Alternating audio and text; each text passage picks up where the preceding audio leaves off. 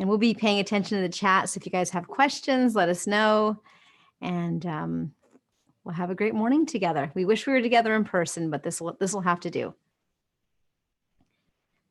Go for it. All right. Well, good morning, everyone. We are going to officially launch things right now. We hope you're having a great morning wherever you are, and welcome to AZBizCon. On behalf of the Arizona Small Business Association and Salt River Project, thank you so much for joining us today. We know starting out early in the morning is kind of tough being on Zoom, but we appreciate it. And although we can't be together in person this year, we are so grateful to gather at least virtually. ASBA has an exciting event planned for you today and tomorrow. My name is Kathleen Mascareñas. I am a media relations representative with Salt River Project, or SRP. Now, SRP has a long history of collaborating and partnering with the Arizona Small Business Association and the small business community as a whole. At SRP, we know how important our small businesses are to the overall health and vibrancy of the Arizona economy. We have partnered with ASBA to bring critically important resources to small business owners throughout the state of Arizona. Now, over the next 2 days, we'll provide a showcase of quality exhibitors, delivering innovative services, and hopefully solutions for you, the small business owner. Now, to share a little bit about SRP, SRP is a community-based, not-for-profit utility located here in the Valley in Tempe. SRP has provided water and power for more than a century to help our region and the desert grow and prosper. We have amazingly dedicated and talented employees who work extremely hard to keep the lights on and the economy powered as well. Today, we're grateful for the opportunity to bring this relevant content to business owners seeking to recover, reposition, and thrive in the wake of the pandemic. Now, together, SRP and ASBA are committed to helping businesses in Arizona recover and return stronger than before. Without further ado, it's my pleasure to introduce our moderator today, Jen Daniels. Now, Jen has been an elected local leader for more than a decade, serving as a council member, vice mayor, and most recently as the mayor of Gilbert, Arizona. Now, under her leadership, Gilbert thrived and became one of America's most vibrant towns, earning many national awards. During Jen's time in leadership there, the town achieved AAA bond ratings from all 3 rating agencies, opened 3 new parks, and transformed the Heritage District into a regional destination with some of the best restaurants in Arizona. I go all the time. Can I get an amen? And all this while remaining the safest community in Arizona with the lowest cost of service in the Metro Phoenix area. So mad props to Jen. Also in 2020, Jen was appointed by Governor Doug Ducey to a 6-year term on the State Transportation Board. Now, another additional note for our audience today, Jen has also been a small business owner since 2005. So please join me in welcoming Jen Daniels. Thank you, Kathleen. I appreciate that so much. And that was a great introduction. You all have seen Kathleen and heard her voice. She's a familiar face here in the Valley, has worked in broadcast media for many, many years, and now in this incredible role at SRP. So thank you for doing that and for really representing us here at AZBA and for supporting this important endeavor. We're really excited about what we have to share with you all today. And we have panelists that are just dynamic individuals. So I'm excited to invite all of them on to turn on their cameras as well. Ashley McCaffrey from Phoenix Relocation Source. Yep, give us a wave. Thanks, Ashley. Robert Theobald from the Arizona Commerce Authority. Robert, great to see you. Great to see you in green. Looks good on you. Color money. Ryan Madrid is here from Banner Aetna. Hey, Ryan. And Kathleen as well. So I'm going to ask the panelists to all unmute yourself because we're just going to have a free-flowing conversation. I'm going to ask you lots of questions and ask you to share some of the things you've learned and some of the things that you do in your own businesses. And I also want you to share about your business and the things that you can offer other ASBA members. So we'll start with Ashley. Ashley, I loved getting to know you in our pre-call as your energy is contagious. And so I'm really grateful. We're going to start with Ashley. Thank you. Ashley, tell us about Phoenix Relocation Source and how it came to be, because it's my understanding that you all saw a need and then have really worked diligently to fill that need. Yeah, absolutely. Well, first of all, thank you for having me. I'm really looking forward to the dialogue today and really excited to share our brand. So Phoenix Relocation Source really was born out of necessity.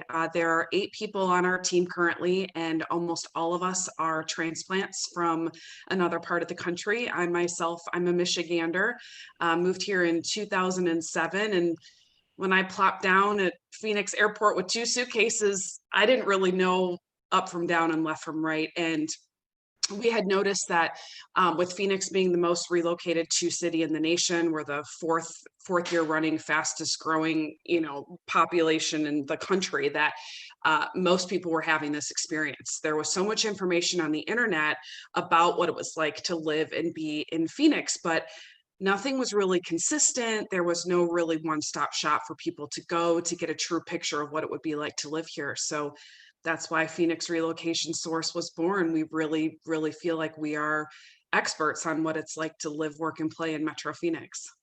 That's terrific. Thank you, Ashley. And as a transplant myself, I certainly appreciate that, although I've lived in Arizona now for 20 years, so longer than anywhere else.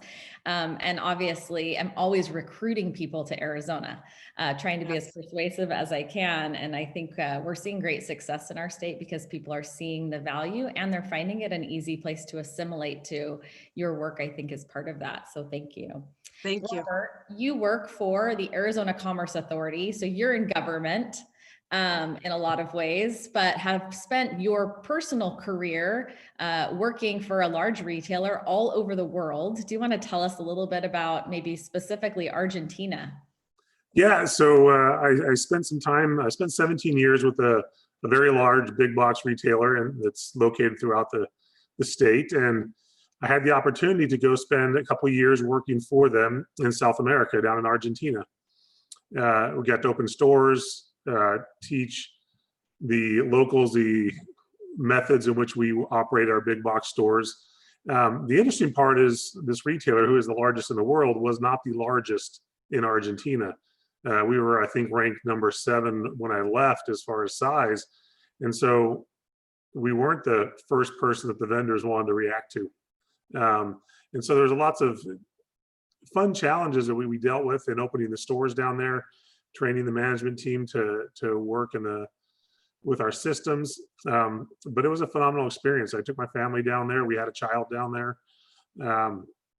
And I still maintain contact with a number of the folks that I worked with from Argentina. One of the gentlemen I worked with is now the president of Walmart Canada. And so he's been able to move up and watch his career. And because of those connections, I was also able to spend time doing some training development in Puerto Rico as well for some time. So it was exciting doing some international work with that retailer. And they brought me to Arizona. I moved from Argentina to Arizona. So aren't we glad they brought you here as well? There is a perception that the Arizona Commerce Authority is really geared toward big business or recruitment of business. Sometimes they're the headliners as they're announcing certain companies coming to the Valley. But you have a very special role at the Arizona Commerce Authority as the small business ombudsman. So what does that mean? And what can you offer to our AZBA members? Yeah, so in 2018, the legislature created the position of the small business ombudsman at the Arizona Commerce Authority, and I'm fortunate to be the first person in the role and take that on. We have in Arizona, there's about 590,000 small businesses in Arizona. About 485,000 of those are solopreneurs, with about 106 being small businesses with employees. And so there's a lot of opportunity for small businesses to thrive and grow and grow that economy in Arizona. And so for the Arizona Commerce Authority, yes, we do attract and look to attract big business from other states to relocate or expand here in Arizona. But on the small business side, we're working to develop a small business ecosystem and help it grow. And we partner and do things with AZBA. We love to do things with them. And with a number of the other small business organizations, we work very closely with the small business development centers and SCORE throughout the state. I've been to every county in the last year and a half in this role, working with the small business development centers and working with the cities to help look at ways we can help grow and expand the small business ecosystem in their areas. That's terrific, because the small business ecosystem really is the backbone of the state of Arizona. And we can't emphasize enough the importance of small business and the work that each of you are doing as small business owners. In fact, it's a key and leading indicator as to the growth and health of a local economy, how many small businesses there actually are, and the activities that those small businesses are engaging in. And I don't have to tell this group, but our small businesses continuously give back to our communities. And I saw that day in and day out as the mayor of Gilbert, and just really grateful for the hard work. I mean, these are long 18+ hour days, and it never leaves your mind. Your business never leaves your mind. And it's such an important component. Ryan, we're going to go to you now. Ryan works for Banner Aetna. And I have personal experience with Banner Aetna and have appreciated the incredible service that they've provided. But Ryan, why don't you tell us about Banner Aetna and how that might fit into some of our small business needs? Yeah, happy to do that. Thanks for the opportunity, Jen. Thanks for the question as well. Banner Aetna came to be as a joint venture, bringing a significant provider system in the Arizona marketplace, and Banner to a partnership with Aetna, a 160-plus-year-old company with significant assets and resources nationally. But when you think about the needs of a community, the needs are more significant than just the geography, right? And even within the state, and then further refined to a given community, the needs in Sun City differ greatly from the needs in Gilbert, as an example. And we have to solve for that. So we had a partnership with Banner where we have a collaborative agreement in place where we were sharing a risk. We were looking for ways to collaborate, and we felt that we could go even further than we had over a 5-year period. And that was a joint venture inception. And what that means is we capitalize on the best of each other's assets to bring a very affordable solution to the marketplace, and also a differentiated and better member experience than we historically have been able to do. So for us, that looks like a footprint that's primarily leveraging assets from Banner. We'll plug in other delivery systems, but we make it very, very affordable. So it's a 17% savings for our performance network that's aligned to Banner, to Honor, and Maricopa County. And really, for a small employer, when you're looking at P&L and you're looking at recruitment and retention, benefits are significant in that space. Not that they're not a market with larger employers, but even more so to the small employer, where you may not have the financial resources to offer as sizable of an income. Benefits matter. So giving that affordable solution is huge for us. And then pairing it with a better member experience with different solutions that helps to really improve the quality and ability for that employee to perform for that small employer. And one last thing for our business owners to have to think about when they know they have a partner in healthcare. I know that as a small business owner myself, I take very seriously the fact that I'm responsible for the food on the table, really, for some of my employees. And so how important that is that we can kind of relieve one of those stresses, because healthcare is just such a complex thing. Thank you, Ryan. Kathleen, we're going to go to you. You have just this incredible real resume. I'm impressed by all the things that you've been able to do and accomplish. One of the things that I think you've done particularly well is tell the story of SRP. You've done that, and you've told numerous, probably thousands of stories over your career. How important is it that our business owners really know how to tell their own story, and how important that can be in the growth of their business? Thanks, Jen. Well, in this day and age, if you're not telling your company's story on social media in particular, it truly is a hugely missed opportunity and likely loss in revenue for your business. I know it takes so much time, which I know small business owners don't have a lot of time to spare, but it is truly essential to tell your story, show what you have to offer the community through great pictures, through videos on social media. And once you get in the habit of doing it, it actually becomes a habit, and it becomes fun as well. And it does help grow your business in ways that you never expected. I work particularly with traditional media here at SRP and through my years in media relations. So you can also tell your story or have someone else tell your story by having it placed on the local news. Now, it is harder to have placement on TV or in newspapers compared to social media and posting it yourself, but it is hugely beneficial. So my strong recommendation is if you have a unique story that you think should be on a morning show, for example, or even the evening news, you can simply pick up the phone and call the TV station's newsroom. You can find the numbers online, or oftentimes now you can just message them on their social media accounts. That's a great way to get to them as well, and tell them what you have that they should feature. Just make sure that it's newsworthy and visual. And if you're lucky enough to kind of break through the clutter and get selected, because they get hundreds of pitches every single day, when that story airs, of course, you want to reuse and replay that story on your social media channels to get a lot more bang for your buck as well. I know that's kind of a lot to cover, but I was just trying to give some starting points for folks that are maybe new to the media world. Yeah, no, I think that's really great and so helpful. I actually have a good friend with a small business, and she's actually delegated all of her social media to her 17-year-old daughter. She happens to be particularly skilled in this area. And I always think that's such a genius way, because not only does the daughter care deeply about the family's business, but she's also able to contribute in her own way.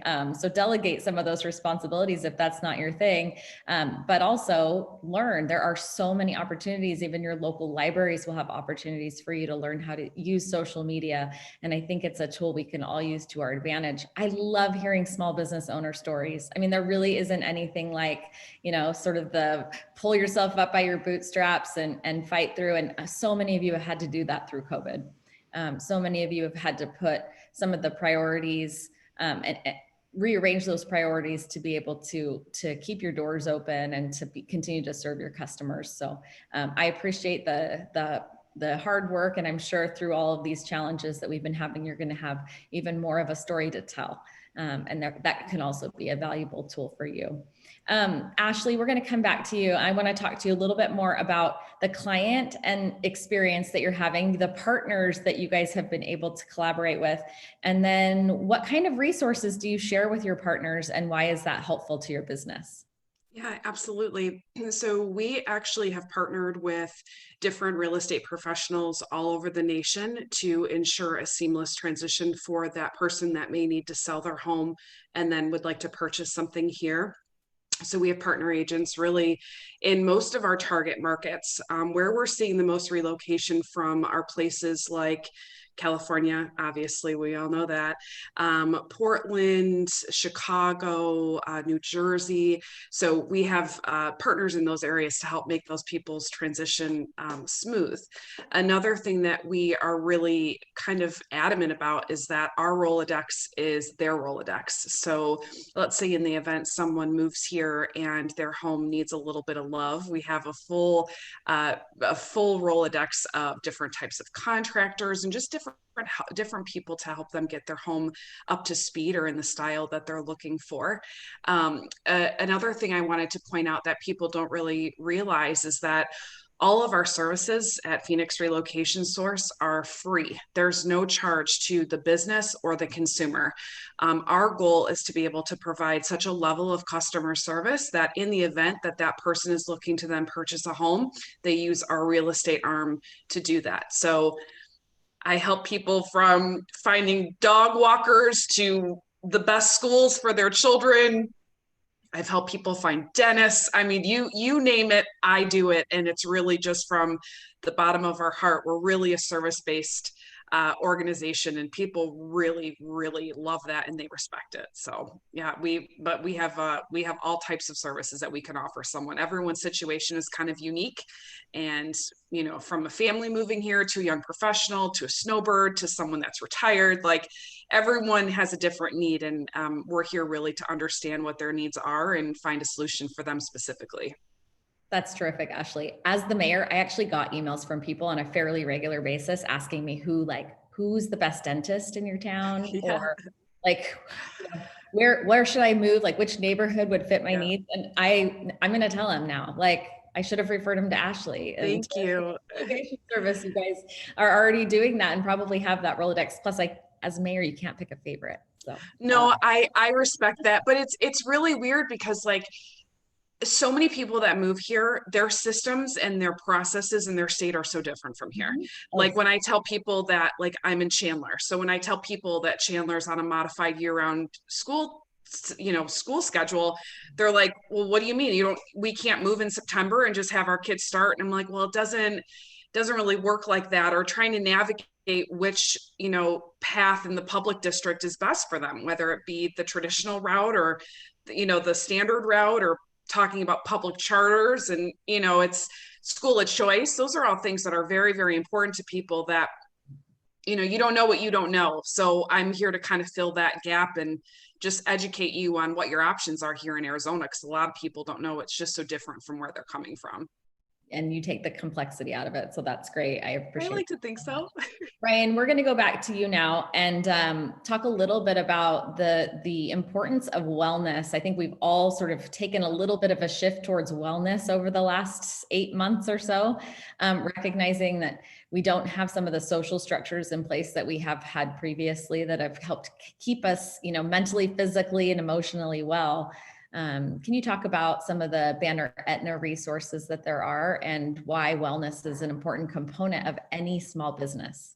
Yeah, absolutely. And wellness is, has such a broad definition, right? And it varies significantly by who you're talking to. I tell the joke often, I lived in Colorado for a few years, and wellness was defined much differently than a lot of other states. I probably can figure out where I'm going, but that's the reality, right? So how do you have a solution that's representative of your population? So, as a result of the pandemic, we've been on a virtual path even before the pandemic hit, but our position with virtual solutions has really, I think, ensured that our membership have access to care in a variety of ways. We've done things like waive member cost sharing for delivering prescriptions to your home. So Aetna was acquired by CVS Health. CVS Pharmacy is the example. For individuals who may not have been comfortable or autoimmune at risk, it doesn't make sense for them to go to the pharmacy to pick up their prescriptions. So, wellness is ensuring compliance. And if we can make it easier to get the prescription by going from pharmacy to door, that's what we've done. We've also, really promoted and advocated for our virtual care solution that we call 98.6 or powered by 98.6. That's allowing text-based interaction with board-certified physicians with no cost share to the members. So it doesn't matter if they're on a traditional copay plan design, on a high deductible health plan, we're enabling that interaction to occur for no cost in the comfort of individuals' homes. So for small employers who maybe had to go work at home and had children at the house and you're trying to accommodate all that, that's a tough challenge, right? You're a parent with multiple kiddos. One's probably doing online learning, the other's uncomfortable and streaming, and you're like, what do I do? Where do I go? So having the ability to tap into a virtual solution has been significant for us. The third thing that we've done we're really excited about is through the acquisition, we gained access to significant brick and mortar footprint, pharmacy footprint. So, CVS has over 80% of the US population has access to a CVS pharmacy within 2 miles of their home. So we've rebranded 24 growing to 31 pharmacies, and we're calling them health hubs. So we're able to support acute and chronic needs in one spot. And then we've really challenged our team to look at things from a behavioral health perspective. So we're empowering our pharmacists to take the member by the hand, walk to a wellness room to have a consultation. This prescription is new to you. Not only are these the signs and symptoms to be aware of, but what other concerns do you have and how can we support that? So behavioral health becomes a significant talking point for us. We have a statistic that shows that we've seen 131% increase in mental health visits through some of our more acute support resources.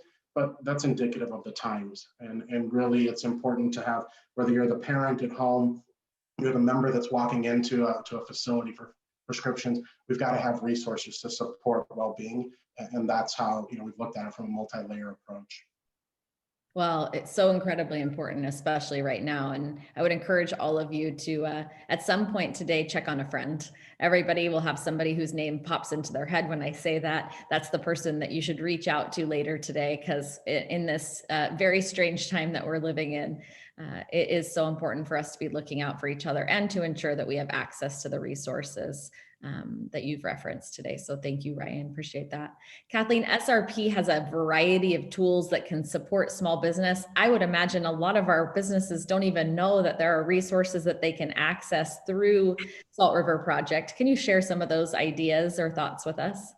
Yeah, Jen, thanks. When I started working at SRP, I've now been 10 years. I can't believe it. I didn't realize I'm an SRP customer. I've been for many years, and I had no idea from the residential side, all the rebates and all the offerings that I could take advantage of as an SRP residential customer. So if you're a residential customer, we have rebates and ways to help you save. It's worth looking at our website for that. But as a business owner, SRP is a huge supporter of organizations that help small business owners like AZBA, as well as Local First. We have a very strong supplier diversity group, very committed as a company to integrate small and local businesses into our supply chain.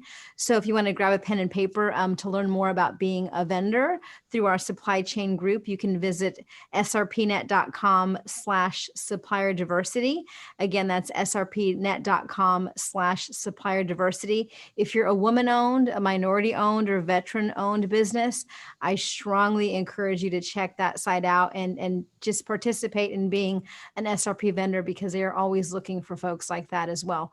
SRP also has a variety of business rebate programs. We offer programs to help businesses save money on facility upgrades through SRP's business solutions programs. Again, it's all aimed at energy efficiency and also saving you money on your bottom line when you're paying that utility bill. We all need to do that nowadays, again, whether you're residential or business.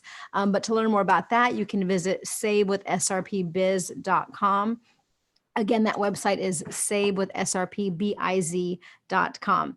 And finally, every SRP business customer and small business owner has what's called a dedicated strategic energy manager. And the strategic energy manager is there to help them find programs that can help you as a business owner better manage your bill. And that could, again, if you work out of your home, that's an option as well. You can find out more about how to contact your strategic energy manager on your bill. I think it's typically on the upper right-hand corner. You can see their name and their contact information. You can also go to our website to find out more, which is srpnet.com/SEM, srpnet.com/SEM for strategic energy manager. So those are just a few offerings there. Yeah, that's great. I go back to the old thought that you'll never get what you don't ask for. And it's time for us as business owners to reach out and to ask for some help when we need it. And so thank you for all of those resources. Robert, you're going to get the last question and then we'll do a quick rapid fire. But Arizona Commerce Authority has that small business boot camp. Who would want to participate in something like that? Who would qualify to participate? And what could they look forward to as a participant in that boot camp? Excellent. So a small business boot camp it's targeted towards businesses of 20 employees or less. However, anybody can attend it, and the content's relevant to pretty much anyone running a business, whether it's a solopreneur or you've got hundreds of employees. The content has been very good, very high quality. We're getting the content. One reason you attend is the content that we're getting for the boot camp sessions are from community partners throughout the state. It's not just the Commerce Authority. It's not myself doing all the training. It's experts from around the state that deal with those topics on a daily basis, whether it's groups that do training professionally and are kind enough to share their content without charging any fees. It's free to everybody. Or we've got authors that have written numerous business books, have been on and are going to be on. We've had university professors, we've got some coming up. We've got experts in social media, and we've done over 90 sessions so far. We started in early April. We've done over 90 sessions. We've had over almost 4,500 attendees throughout those 90 sessions. We're in our 26th week. We started early April, been continuing on all through the summer. Initially, when we all thought that COVID was just going to be a short period, we had plans to keep it just for a short period, but it's been successful enough, and we've had success from our community partners that we want to continue it. We're going to continue it in through December and into the new year with the content. And what we've done is we've also recorded. We're doing them on Zoom, and so we're able to record all the sessions and post them on our website. So on the same website you go to, and I'll post the link to that website in the chat box for all the attendees. But on that website, same when you go to register for an upcoming session, you can scroll to the bottom and see the archive that includes every session that we've done with the recording and the content, a slide deck, or whatever tools that community partner has provided for their session. And so you can go back if social media marketing is something you want to brush up on. We have a bunch of different sessions that we've done and some upcoming ones as well. If it's leadership you want to focus on, or if you have some questions about PPP forgiveness, we did a session a couple weeks ago, and that's on there as well. And we've got, again, with PPP, there's always changes, so we're going to have another one in about a month.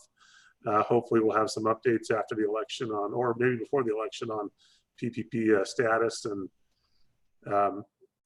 some changes there. But the boot camp has been a phenomenal, great response. And again, we're going to do it because it helps small business owners.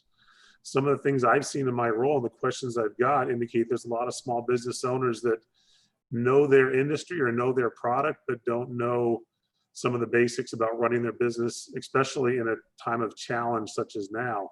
And so we've really targeted to provide tools and resources with the goal of returning stronger.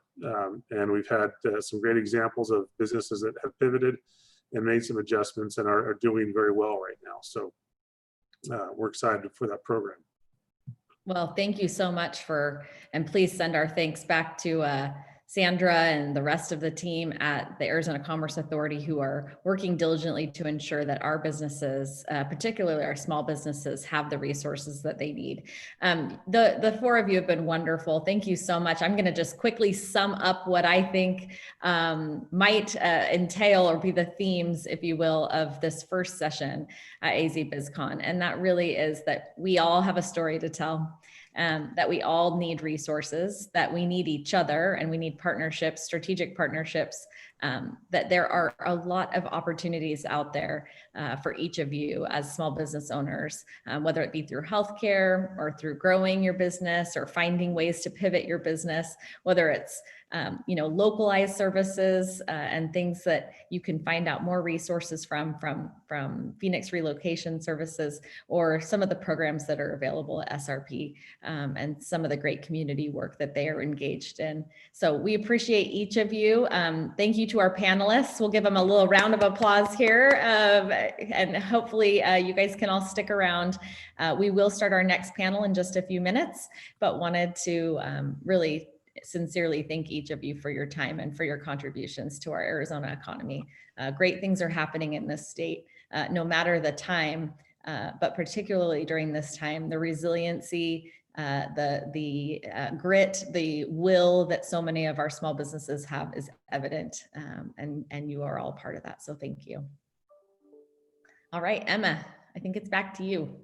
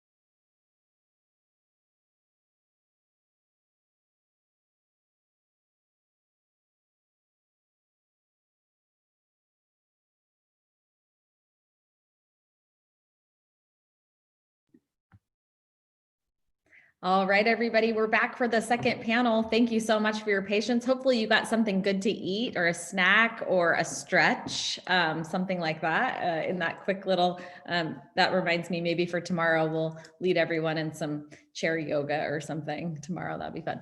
But thank you all. And I hope you enjoyed that first panel. We have 5 additional panelists for you today and really excited about each one of them. So I'll do a quick introduction. We have Brooke Autry. Brooke, wave for everybody. They can see you from Montage Partners. Terrific. Thank you. We've got Taylor from Allstate. Taylor, I see you. Yep, there you are. We've got Pam, and I think Pam's having a technical issue, so we'll start without Pam right now, but we'll get her on. She's got a lot of energy, so she'll be here, no problem. We've got Felice here from Harrah's Auction. Nice to see you. And Brian from Aurora Payments. Brian, thanks for being here today. We really appreciate each one of you. Okay, we're gonna start actually with Brian, okay? So we'll start with Brian, the first question. Brian, you are a service provider to small business. Will you talk a little bit about what your business does and what you're seeing happening in some of our small businesses, because you have a really unique perspective. Absolutely, and in the vein of technology problems, hopefully you can hear me, Jen, right? We can hear you. You sound great. Awesome. Well, we passed the first hurdle. Yeah, I mean, look, the elephant in the room being COVID. There's no one on this panel or listening that needs me to tell them that COVID has had a huge impact on the small businesses today. And Aurora is a payments technology company that provides point of sale solutions as well as credit card processing for debit, credit cards, gift cards, anything that a business needs to help grow their business, Aurora is there. And I think what's basically transpired in the last, call it 9 months or so, is you've got those folks who will shop face-to-face and you've got people who will not shop face-to-face. And as a small business owner, you've got to contemplate both of those things, all the while, in many cases, reinventing themselves. And a great example that I think everybody, runs into today is the restaurant industry. So there are a lot of people running restaurants today that never dreamt they'd be walking outside to hand somebody an order at curbside, or dealing with DoorDash, or dealing with Uber Eats. It's not their model. And in many cases, it was a white tablecloth sort of dine-in experience that you will see a lot of these restaurants have reinvented themselves. And in the long run, it's going to be great for them. We see the volumes of our merchants, and they've now created a whole different sort of niche industry that through adversity. And when the world comes back to normal, there will be a segment of people who will continue to basically transact with restaurants in a non-face-to-face way. Contactless payments. So for people who go to shop at stores, you'll still see where people hand an iPad or somebody to sign it with their hand. And I would bet there's a segment of the people who aren't too comfortable with that.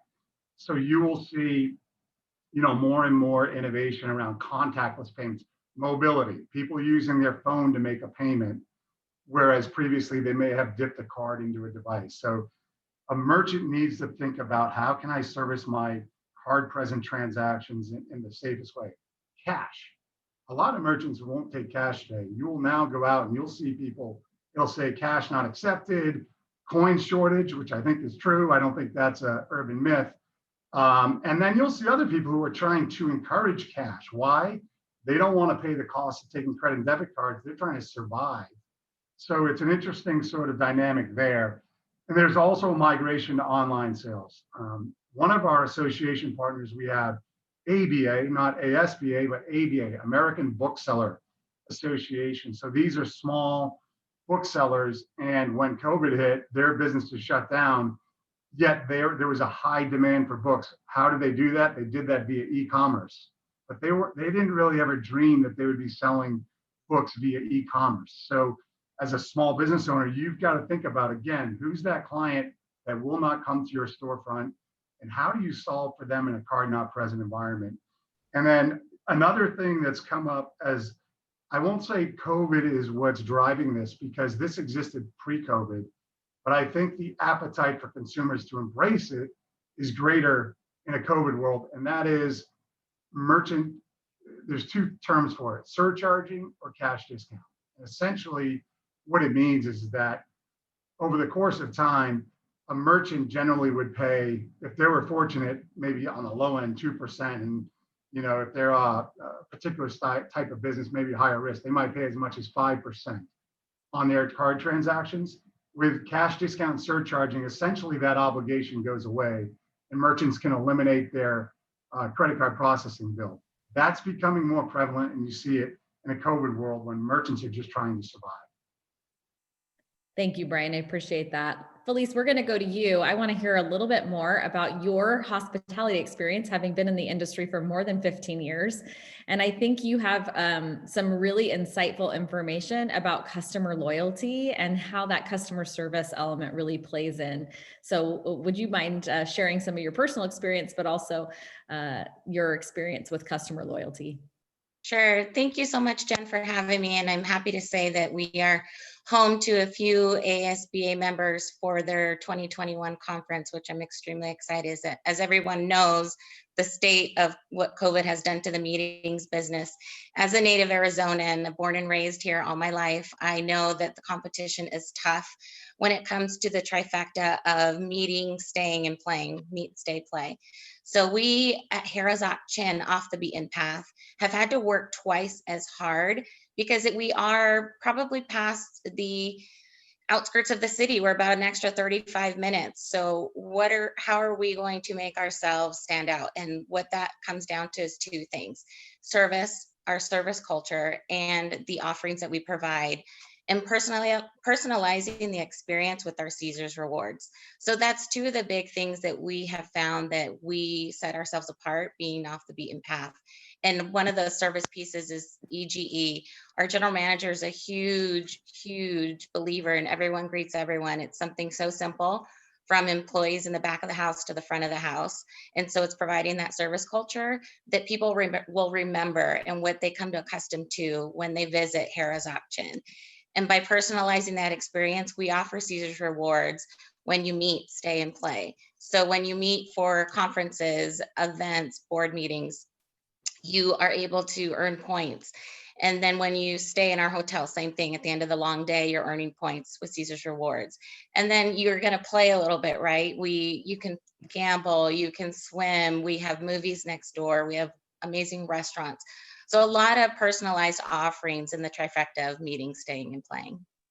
And I think a lot of that might have to do with our wellness, our mental health. We need to make time to play, especially small business owners. You guys are working long hours. We know you are, to see the success of your business. So don't forget to schedule in a little time for play. As a side note, my dad was a small business owner. He was a tool and die maker. I told Felice this on the phone earlier, but my dad made casino chips as one arm of his business. And they were Harrah's casino chips. And so none of them are valid now, I'm sad to say. We do not have any of that equipment and cannot make more. I don't know. I think you should try to bring those down. You never know. Yeah, I'm sure there'd be a headline on that one. That's never a good idea. Pam, we're so glad to have you. You had some really insightful things. You're with Mr. Rooters, but I loved having our conversation. First of all, I love your energy as well. You talked a lot with me about working on your business while you're working in your business. And I think it's a really important message for our business owners to hear. Would you share some of your insight on that? Sure. Well, thank you. Can you hear me okay? Sound great. All right.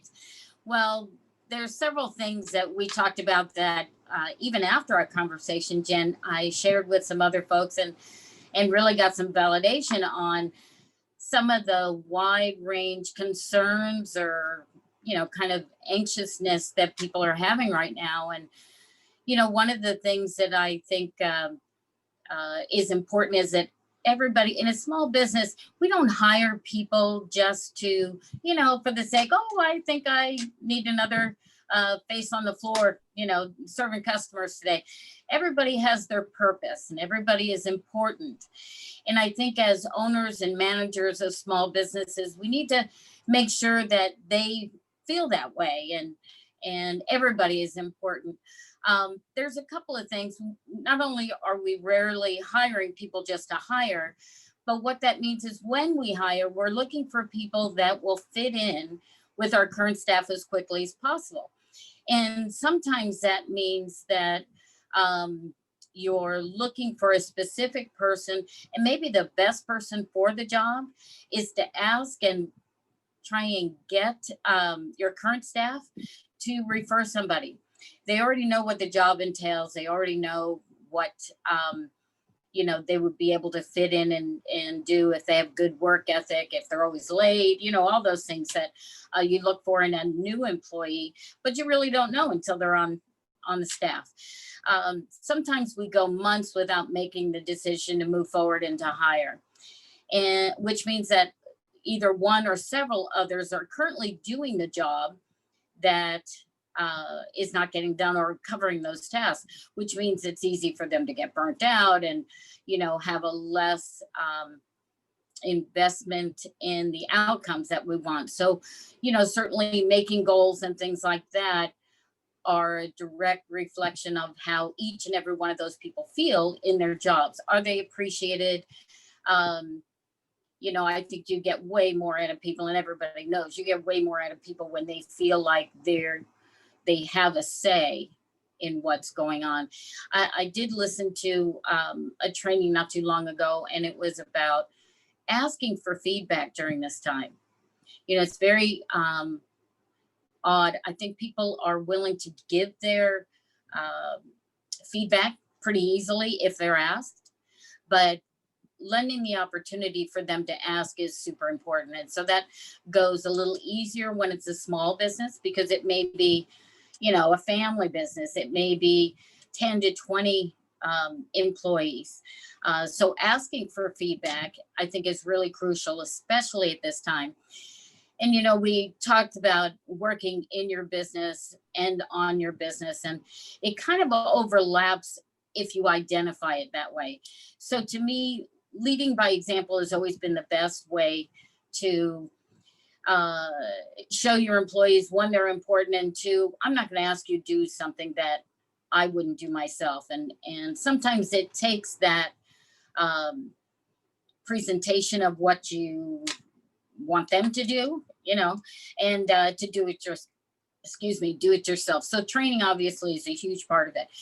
But the truth is that in many cases, when you go to hire somebody else, and you're working in your business so hard, and that you're strapped for people to do the job, you may hire or be quick to hire somebody just because you're just stressed out. You're done. You need some help. But the idea is, or you take too long to make that decision.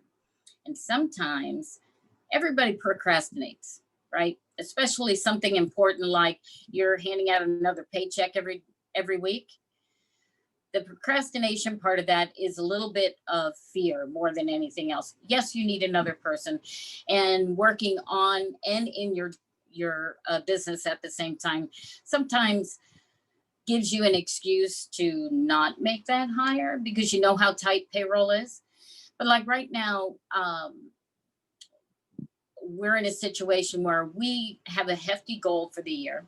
And at Mr. Rooter Plumbing, plumbing is a very competitive market. And so when we say, okay, we're going to beat last year, well, COVID happened, so we didn't plan for that. But now we come up with, we have goals for the end of the year and we need to make it. So what we've decided is, as part of working in and on the company, we decided we needed to hire another team. Now, do we want to pay for another team? Well, no, of course not. But in order to make those goals, the decision has to be made. Okay, what do we need in that new team? So it's kind of analyzing what we do. Yeah, you bring up some incredibly great points, Pam. That concept of we can get caught up in the day-to-day of our business, but we really do have to be working on the strategy, on the goals of our business. And that has to be part of our, daily thought process. So Taylor, you have a specific emphasis at Allstate on developing employees and some HR best practices. Do you want to share a little bit about what you've learned as a business owner? Yeah. So, one of the biggest challenges, it goes very well with what Pam was talking about, is it can be such a challenge about trying to find the right fit, right? That's the big buzzword, is the fit. Now, when it comes to developing employees and making the right hire, it really has to come down to being, it's very challenging to do, but being objective. So it can get very easy when you are going through the interview process and after bringing them on board to keep the subjectivity out of it. So for example, being objective to know if I want this person to feel valued, heard, and supported in my office, I need to do a sign of good faith as well to show that I'm willing to invest in them, whether it's through development opportunities, it's through a little, good job bonus or whatnot. Especially in this COVID time, it can be really challenging to weigh those options. But the team that you have is the backbone of your business. So if you don't have the right people in place, if they're not taking care of your customers, your business is going to fail. And, vice versa. If you have the right team in place, they feel valued in your office, you're investing into their development, they're going to in turn take care of your customers because they feel excited to come into the office. And development can happen in so many different ways, but some basic, real quick things to take away is development can be something as simple as job shadowing. A lot of times people feel trapped in their current position, and something as simple as saying, I know you're interested in, wanting to make this move. Maybe you're currently a receptionist and you want to do something else. Tell me what you want to do. If that exists within our business structure, let me try to get you set up with some sort of job shadowing so that you can decide, oh, maybe I shadowed this person. I do not like the day-to-days on this job anymore. Maybe I want to do something else. But even something as simple as those type of development opportunities goes a real long way with the employees to help them to feel that they have a place within your organization, that they're valued, and in turn, they're going to go ahead and pay that back in terms of commitment, loyalty. They're not going to be job searching every 3 months to job hop or whatever. They're going to be with you for a long time because they know that you see them, you value them, and you're willing to invest time and resources to see their career progression grow. I appreciate that insight so much, Taylor. There's a phrase that I used often as the mayor, and that was that people want to be heard, seen, and valued. And that spans your customers to your employees to, another partner that you might have, a business that you might be collaborating with. At the end of the day, if we can extend that, I think that's how we will define success. Brooke, you have some great insight over at Montage, and we're really grateful that you're here today. You've talked a little bit about when you see a need, fill it. And I want to hear more about your thoughts as it relates to, stepping up and making it happen. Sure. So, I mean, that saying can kind of apply to multiple things. Like one, it can apply to new businesses, obviously. There are a lot of needs coming out of the pandemic that people weren't really expecting. But also we feel that comes into play within your own business and within your own employee groups. It's something definitely to encourage people. Our company really, our number one value is people. And so a lot of the things that people have been saying so far on the panel have really resonated with us. But, one thing that our company believes, and we really encourage this within all the companies that we've invested in, is that you're not limited to your job role.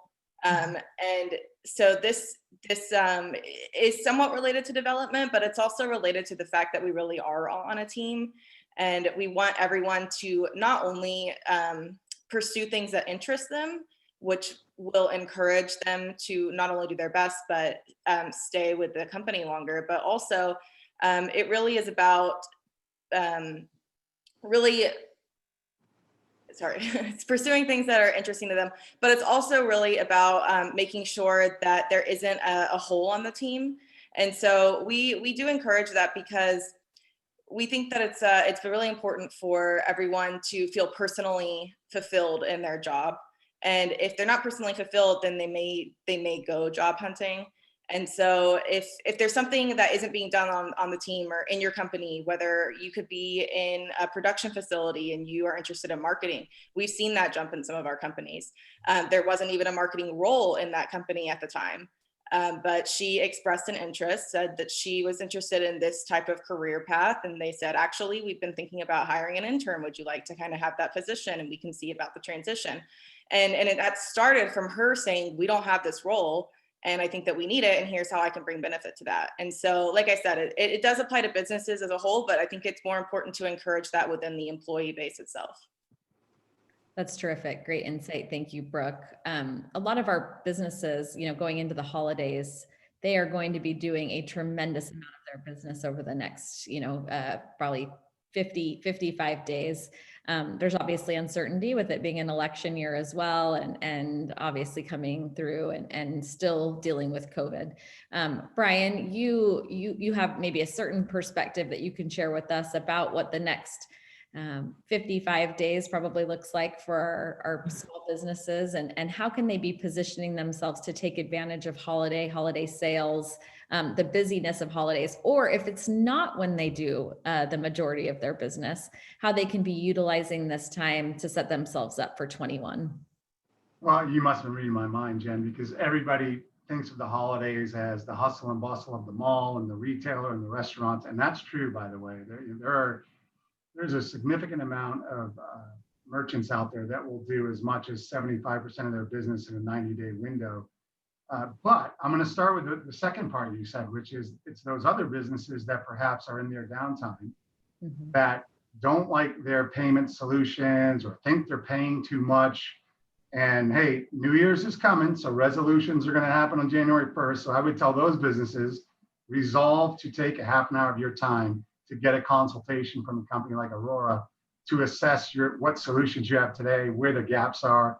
And if it's just like you just feel like you're paying too much for processing, what else is out there? This is the time to do it, because actually payments companies tend to have a bit of a lull between Thanksgiving and January 1st as well. So they'll have more time to service you and consult you.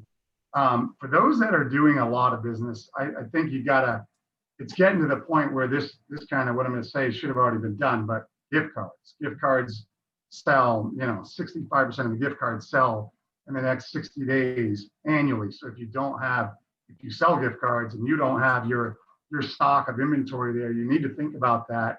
If you need, handheld, maybe line buster devices, there's a lot of new technology around mobile point of sale devices that will tie back to your main point of sale. So if you need loaners or you need more devices at this time of the year to help with the busyness of the season, you should contact your payment provider for that. The other big guidance I would give merchants who are in that category where they do an unusually large amount of business at this time of the year, or due to COVID or otherwise, maybe it's just the nature of the beast for their business, they do an unusual, let's say that they're set up with their provider to do brick and mortar, storefront, card present business. If they do a lot of business in a non-card present, maybe it's e-commerce, or they're taking credit card numbers and keying them, or they're just doing a lot of business, they should call their payment provider and let them know that. And the reason for that is most businesses are underwritten by a payment provider to do a certain amount of business every month. And they may do exactly that for 9 months of the year. And all of a sudden they do 3 times the amount of business they were underwritten for. Lots of merchants at holidays will have their deposits held by their payment provider because they think there's something fishy going on. There could be, somebody's breached their point of sale solution. Normally the answer is it's the holidays, but you can imagine credit underwriters, and I got them here, they don't like surprises. So to the extent that you can let your payment provider know, they should anticipate a different type of business or amount of business. That's not a bad idea. It'll prevent you from having your deposits withheld. Yeah, we don't want to delay in those payments, especially because our business owners are really reliant on the fact that they have that consistency.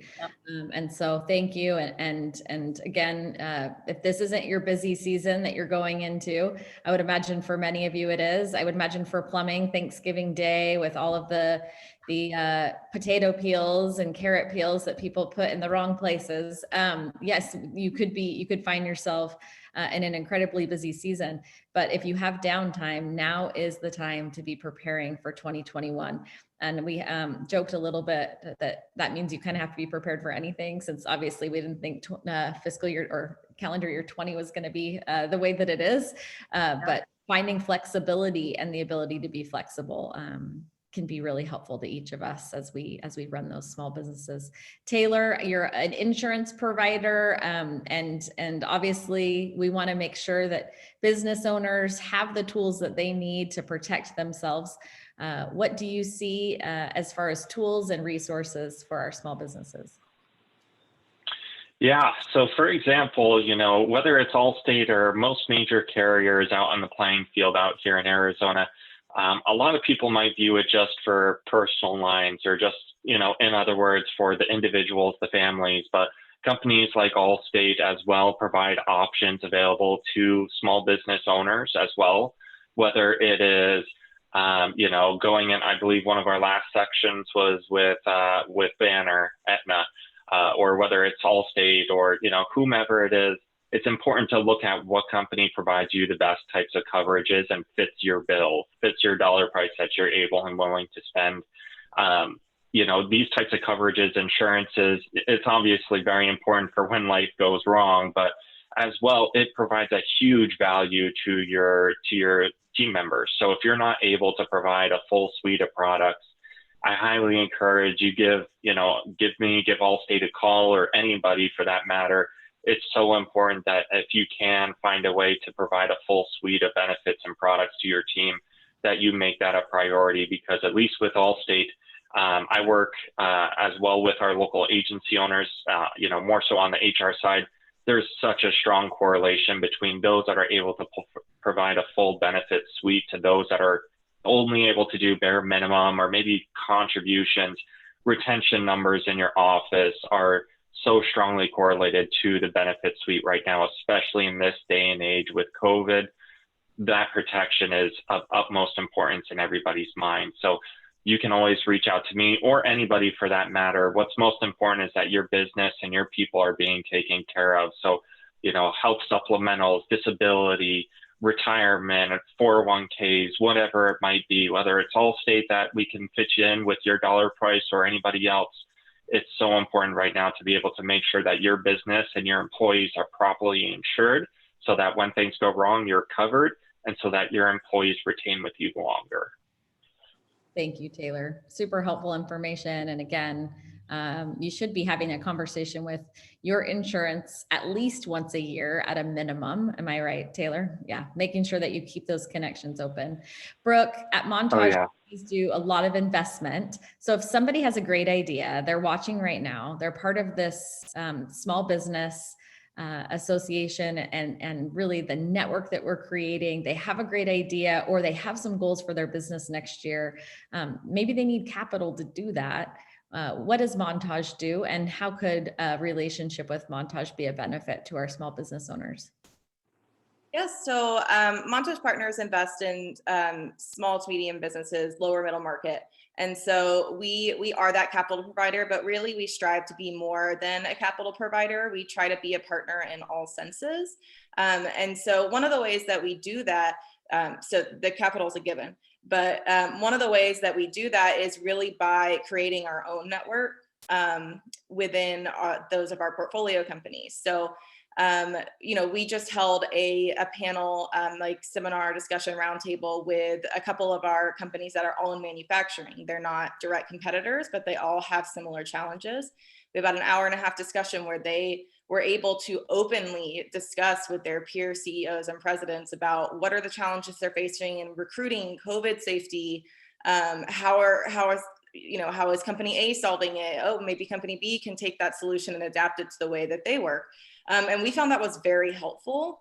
So that's one thing in what we do. And I would encourage everyone to do that, whether you're, whether you have an investor like that or not. That's something you can do on your own through groups like AZBA, through groups like YPO, peer groups with CEOs.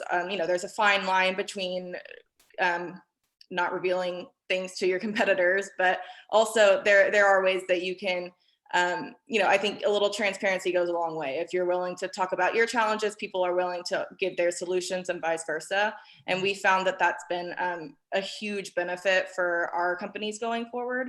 And we are obviously happy to talk to anyone who is interested in learning, even just about what an investment process looks like. That's a big process of what we're trying to do now, is help educate business owners, because a lot of them only do that once in their lifetime. So. Yeah, thank you, Brooke. That's awesome. And I'm so glad to know that there's resources out there. I will echo your sentiment about having in-depth conversations. You are not on an island. We never want any of our small businesses to feel like they are alone in this process. And that is why AZBA is here. We are here to collectively be your voice when it comes to public policy and making sure your voice is heard at the state and the local level, but also really important that we connect you to each other. Again, that small business ecosystem and the importance that it has in the state of Arizona, how important it is to our economy here in Arizona as well. Pam, I'm going to come back to you, and then Felice, we're going to end with you today. So just teeing you up. Pam, talk to us a little bit about customer service. As you mentioned earlier, plumbing is incredibly competitive, and the customer service approach that you have is going to save relationships. Can you talk to us a little bit about what that effort looks like at Mr. Reuter's? Yeah, I can. It's super, super important to us. And we've been now in the Valley for 25 years with the same original ROC numbers. We've never changed names or ownership or anything like that. And that speaks to our need for repeat business and repeat customers. It's important to us. And we have, and I know I'm sharing this with other small businesses, but we have a program that I put together when I came to reconnect with our current customers. So we have a database, I don't know, there's like 9,000 homes that we've serviced in these 25 years. And we've purposely gone back to try and reconnect with some. So when I think of customer service, I think of our business and how competitive and how different some of us operate. So when you operate with integrity, with the need for that repeat business, you're not just a one and done kind of service. So the other competitors, I will say, that want to come out and clean your clogged drain for $49. Honestly, there's no way anybody can afford to give that kind of service away for $49 without an underlying reason to go out. Okay, so in the sewer part of our business, not very pretty, certainly not sexy to talk about, none of those things. The truth about that is that houses get old, pipes get old, all of those things need to be maintained. So when we get a call that says something is backed up, their shower's backed up or whatever, they don't wake up in the morning and say, oh, I think I'll call my plumber. They're calling us because they have a super need right now. So it's important for us to get out there quickly, to give them a reasonable price to do the service. And we have the best warranties in the industry in our Valley. And the reason for that is we care about repeat customers. So if we give something, rather than always, taking a coupon off or dollars off of a call to get out there, if we give back to the customer in a way that they can, one, understand and it's easy to use, like a warranty, call us. We want to come back and help. It's a monthly email blast that we send out to our customers. We're getting ready to do a texting blast, and we're trying to do that now. We've kind of changed. We've kind of added humor to our ads and all of our marketing. So AZTV runs our commercials. There's always something in there that should give you a giggle or a chuckle. So that makes us more approachable for customers. So again, not only are we looking for great reviews, which every customer gets an invite to do a review for us. So if we didn't invite them to do a review, that means in some way we didn't give them a reason to give us a good review. So that's not part of our strategy. Every customer gets an opportunity to review. And a lot of most everybody are looking at reviews. whether it's to make a decision on what plumber to call or what restaurant to go to that's new that somebody suggested. We're looking for those good reviews. And I love to look at the reviews of people that have more than one review. So if people are doing reviews and they have 80 reviews that they've done on Google, for them to do a review on us, it's a behavior, which is great. But if they've never done another review, I'll reach back out to them. And if I can figure out who they are, sometimes they have weird names that are, you know, next to their review titles. But if I can reach out to them, I will double thank them for doing that review. And that again reminds them that we care about their business. So That's terrific. doing business, you know, on a integrity level that you want those customers to come back is a really good way to be. I appreciate that so much, Pam, and that insight too. And I think there's translations and all of those things. Not everybody has a plumbing company, but as someone who did a wastewater treatment plant expansion in my community, these things are not necessarily what everybody wants to talk about, but so necessary. And I think it might be good, and I'd love to do some follow-up maybe in a couple of months to talk about the online reviews and that the way that that is shaping some of the behavior within our own companies. And I think that might be some good follow-up. So thanks, Pam, for bringing that up. Absolutely. Thank you. Means happy. I don't have to tell you that. I know that not everyone can be a winner at Harrah's, like it's just mathematically impossible. We want as many winning days as possible, of course. And I think that there's a way, someone once told me life is 50-50, and it's actually helped my outlook. But I think there's a way that Harrah's specifically helps with their customer service and their ability to have repeat customers, that customer loyalty where they come back again and again to have a positive experience. I think they leave with a happy face regardless of whether they win or lose, but that goes and speaks to really the environment that you've created and the way that the employees treat every single guest. Can you talk to us a little bit about how important that is? And we'll have you close out that final comment for this panel. Yes, thanks, Jen. And Pam had a lot of wonderful points that I think resonate very much around the service piece and how important it truly is. And, you know, one of our top values is delighting your customer and your team member every time, because both matter. And if you don't have both in sync, then it doesn't work. And I think for any truly successful business, it's very key to hone in on both of those pieces. And it's such a simple thing. It's delighting, right? And I think it's the golden rule is treat others as you want to be treated, whether it's the employee in the back of house or the guest in front of you. So I think it brings it home to say that we do a great job of creating memorable experiences. I've been here for almost 5 years, and I hope to continue to be here with the rest of my career because they do take care of us as employees, as well as listening to the customer by method of surveys. We survey our guests a lot, and we listen to what they say, and we make those adjustments based on their feedback. So just like, was it Pam who was talking about feedback? It's truly key in a successful business. Thank you so much. And I appreciate that insight. You are all doing tremendous work, providing resources to necessary and needed resources to our business community. Thank you to each of you for participating in the panel. We are grateful for that. There are some great comments too in the chat, additional resources that are available to our attendees today and to all of our AZBA members. Thank you to each of you for being AZBA members. I want you to know that we are working diligently to continue to provide the value that you need in a small business association and, continuing to create that extended voice that you all need at every level of government and also throughout the state of Arizona.